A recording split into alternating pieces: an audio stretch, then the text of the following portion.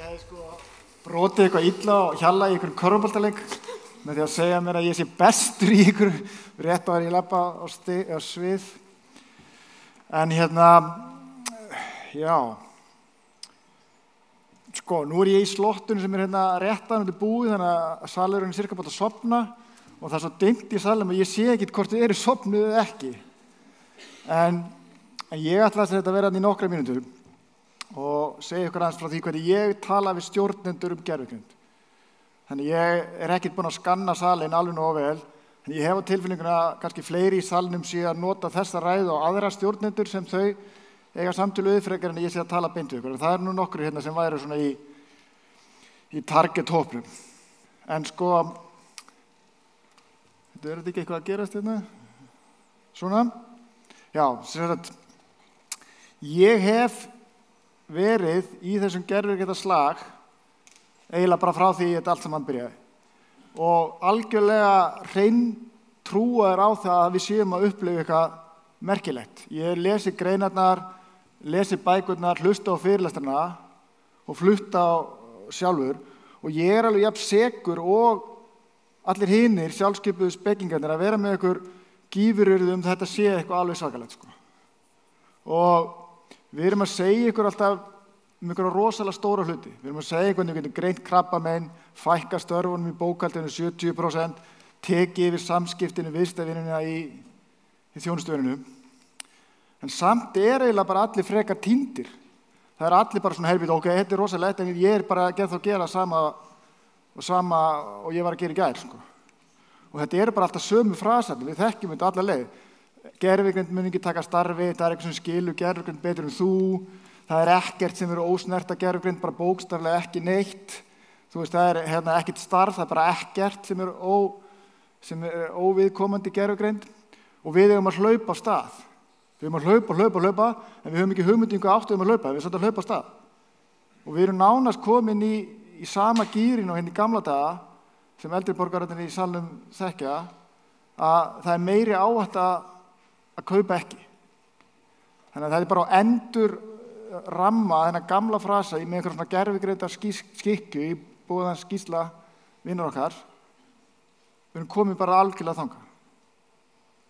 Og þetta er náttúrulega ekkert hjálplegt fyrir neitt. Þetta er bara algjör frasasúpa sem er bara gjörsamlega að sjóða upp úr.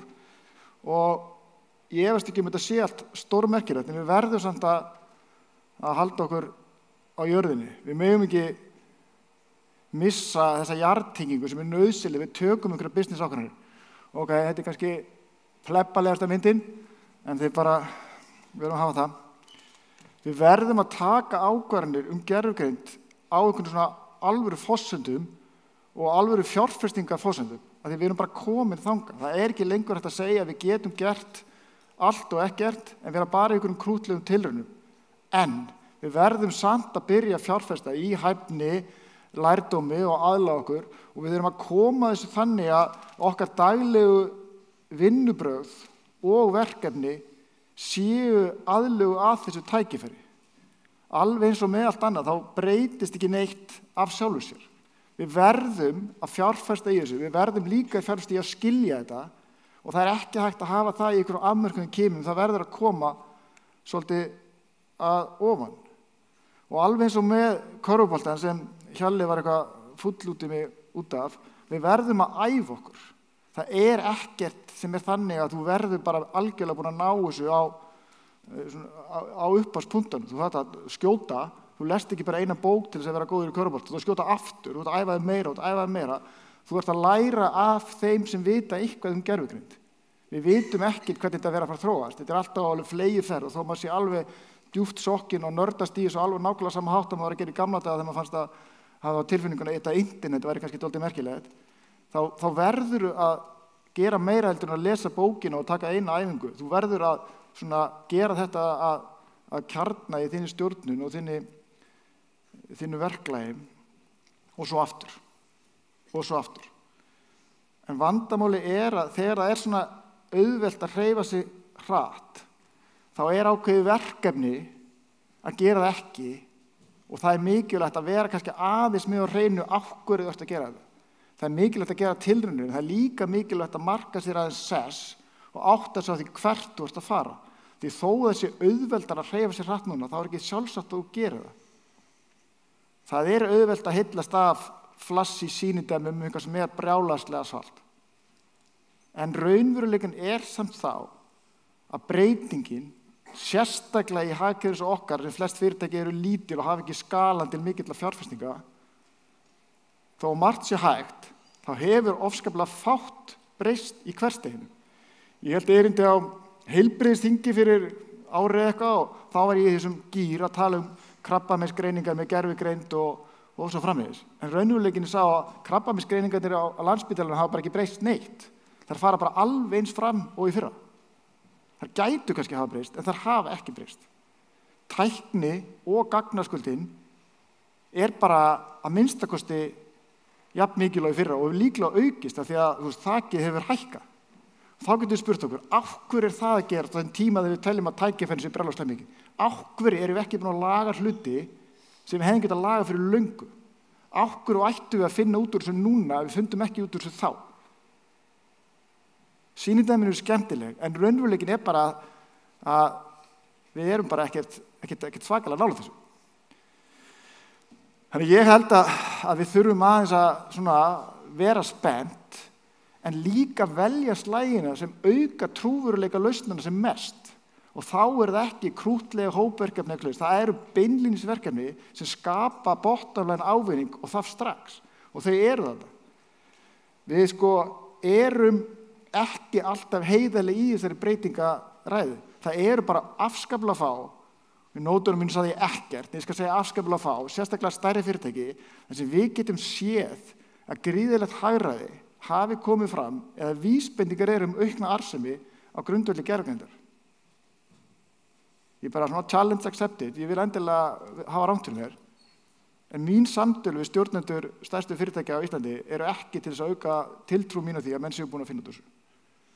Fólk bara ennþá að leita og að taka einhver krútleg hackathon sem ég finnst bara ekki þess við að vera að gera.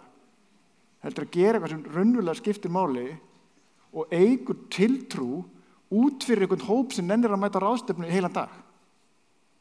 Við erum bara að gera einhverja krútlegar Ghibli-myndir á ChatGPT, nota bene, Breiðholtskirkja, mikilvægt, og það bara fínt, en áhrifin kom ekki þarna. En þú þarft samt, sem stjórnandi, að setja þig nógu mikið inn í þessi mál til að ná þessari jarðtengingu, til þess að gervigreind komist inn í hversdaginn og kjarninn í fyrirtækinu. Gervigreind, ef hún á að hafa einhver alvöru áhrif á einhver alvöru fyrirtæki, þá verður hún að vera hluti af kjarnanum. Og það eitt trikk í íslensku sem ég finnst smá erfitt, það orðið stefna. Af því að við erum með policy og strategy. Og við notum stefnu hvort tveggja. Mér finnst allt í lagi að búa til gervigreindar policy, en ég algjörlega á móti því að búa til gervigreindar strategy. Af því að strategían sem þú ert með sem fyrirtæki, hún á að innifela þessi element í stefnunni, en ekki vera með einhverja eyju þarna á kantinum. Þannig ég vil til dæmis helst ekki að fyrirtæki ráði eitthvað strategíska stjórnanda til að bera ábyrgð á skapandi gervigreind. Þannig býr til gervigreindar eyju innús, og við höfum séð þetta áður. Við höfum séð þetta þegar að fyrirtæki ætluðu sér að ná árangri í stafrænni umbreytingum með því að setja eitthvað stafræna leiðtoga hér og þar, sem hefur bara ekki skilað neinum árangri. Það búna til stafrænar eyjur í staðan fyrir að þetta verði hluti af DNA-inu í fyrirtækjunum sem eina leiðin til þess að raunveruleg umbreyting eigi sér stað. Þannig að þú vilt finna þessi augljósu tækifæri, þessi gervigreind getur á einfaldan hátt haft áhrif á það sem skiptir fyrirtækin raunverulegu máli. Og það það sem mér finnst skemmtilegt að vinna með stjórnendum að finna út úr. Og ég alltaf samtrúaður í þessari gervigreinda kirkju og hefur nálgast þetta af álíka miklum nördaskap og eins og ég sagði, interneti í gamla daga og maður hefur þessi allan við að reyna að fylgjast með þessu. Þetta samt alveg frekar snúið og gervigreind hefur alveg breytt hversdeginu mínum og í stöku verkefnum hefur þetta gjörbreytt þeim. Þannig að maður trúir því alveg að þetta sé hægt. Hjalli nefndi sviðsmyndagreiningu og það bara frábært dæmi. Af því að í þessu verkefni, þar sem við unnum fyrir forsætisráðuneytið við sviðsmyndagreiningur framtíð Grindavíkur, þá hagnýttum við gervigreind með þeim árangri að ég get sagt bara með fullum fetum og get sýnt okkur það og þið getur mér að skoða þetta líka að afurðin var miklu betri vegna hagnýtingar gervigreindar og kostnaðurinn við að búa hana til var svona 20-30% af því sem hún var áður. Þannig að þetta þarna, við þurfum bara einhvern veginn að einbeita ykkur á þessum hlutum. Ég hef sögt mér ofan þetta, ég get alveg samfært sjálf með að ég sé að fá eitthvað virði út úr þessu. Ég hef alveg áhyggjur af meðal stjórnendanu sem hefur áhyggjur af tækniskuldinni, gagnaskuldinni, hvort að Inga í þjónustuverinu verið veik aftur á morgun og hefur kannski ekki endilega tíma til að setja sig inn í eitthvað svona og fattar kannski ekki eftir einhverja svona pælingar hvernig á að byrja að láta gervigreind hafa áhrif á arðsemina og samkeppnisstöðuna til framtíðar. Þannig að ég ætla bara að enda á okkur svona nokkur punktum sem mér finnst ágætt að fara yfir með fólki til þess að, sem ræðir ykkur til þess að trúa því að þetta geti haft áhrif á kjarnan og DNA-ið í fyrirtækinu. Þannig að byrjaðu að beina fólki á réttar brautir, hvettu til tilrauna, leyfðu fólki að prófa sig áfram, leiðum það réttar brautir, settu svona einföld prinsipul, þú mátt vera með einhverja policy til þess að vinna eftir, en leyftu fólki aðeins laust. Maður sér alveg spurningar eins og að einhverjir sérstaklega þessi regulatóri endar séu meira að banna heldur en að prófa. Mjög áhugavert, ég væri til í að fylgjast aðeins betur með hvernig það að þróast, en ég sé alltaf mörg dæmi það að stjórnendur sem skilja ekki hverju gangi fari í þann farveginn. Ég hef stundum sagt að við myndum ekki endilega banna fólki að nota internetið, kannski erum við á svipuðum slóðum núna. Þú byrjar á einföldu hlutunum, það er til frábæra gervigreindarlausnir sem við ættum öll að nýta alveg sama hversu hreintrúið við erum í þessari kirkju. Það eru lausnir eins og málstaðir frá miðin, það sem Hjalli er einmitt í stjórninni, sem er bara það sem eyðir, það er bara ekki lengur afsökun fyrir því að vera með texta uppfullan af stafsetningar eða málfarsföllum, algjört bara einfaldasta mál í heimi. Við þekkjum náttúrulega og tölum ChatGPT út í eitt og það hefur alveg ótrúlega gaman að hafa fylgst með þeirri vegferð frá fyrsta degi og þar felast bæði tækifæri til að gera eitthvað gáfulegt og gera líka einhverjar tilraunir.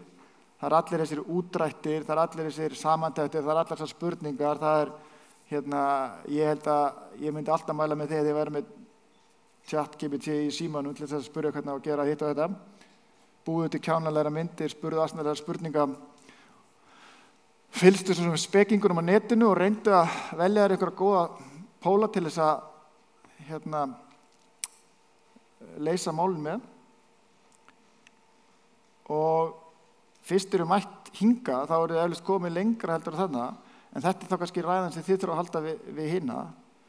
En það er augljóst og ég hef alveg unnið slatta svoleiðis dæmum og það kannski erfiðast með þessi ráðgjafarverkefni, maður getur ekki tala með á svona fundi nema þessi eitthvað public eins og þetta blessaða Grindavíkur mál. En það er hægt að nota gervigreind og geta rökstutt það á stjórnarfundi að þetta sé arðbær fjárfesting með mjög stuttu payback. Því það allt sem er ferlað, staðlað, skeytasendingar, endurtekið er eitthvað sem við getum leyst miklu betur núna og miklu arðbærar með tiltölulega hóflegri fjárfestingu heldur en áður. Byrjum þarna. Og svo er það þú sem forstjóri eða þessi minn svona uppáhals audience er að með það að leiða með góðu fordæmi. Reyndu að skilja þetta, reyndu að átta á þessu. Ég held að forstjóri Bíkó sé næstur þannig að hann getur tekið þetta alveg bara beint til sín og sagt mér að ég sé ruglutallur ef hann dettur það í hugum. Fjárfest í þessu. Við vitum náttúrulega ekkert hvert þetta mun þróast. Ef maður hugsa bara þetta rúmlega 2 ára tímabil frá því að ChatGPT kom út, þá erum við náttúrulega bara búin að upplifa alveg fáránlega hluti. En ég held að við séum líka í þeirri stöðu að þeir vera auðmjúk gagnvart því að teikna upp svona mögulegar framtíðir eins og sviðsmyndagæinn. en ekki bara gefa okkur það að eitthvað eitt muni gerast. En ég held